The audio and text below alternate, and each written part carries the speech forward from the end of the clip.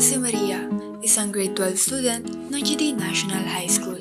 Sa darating na pagtatapos, isa ako sa mga magtatapos at hindi ko mararating ito kung hindi dahil sa pagbabasa. Dati, nahihirapan akong intindihin ang mga aralin. Mababa ang mga marka ko at halos mawalan na ako ng pag-asa. Pero nagbago ang lahat nang matuklasan ko ang kahalagahan ng pagbabasa.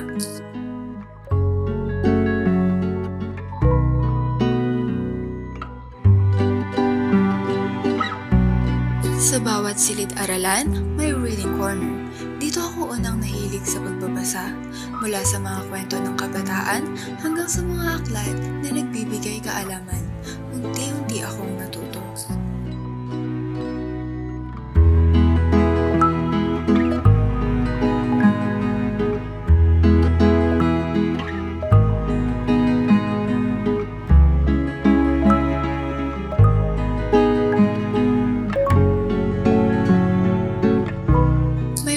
Kiosk din sa paaralan at dahil may internet access, nakakapagbasa kami ng mga digital na aklat at artikulo.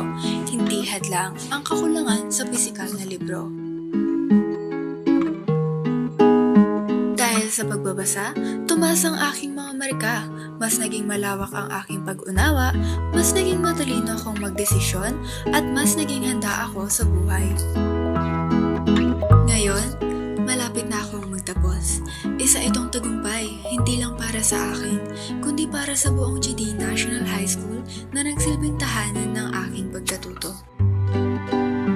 Ako si Maria, bunga ng pagbabasa. Salamat GD National High School sa pagbibigay ng pagkakataon sa mga tulad kong mangarap at magtagumpay.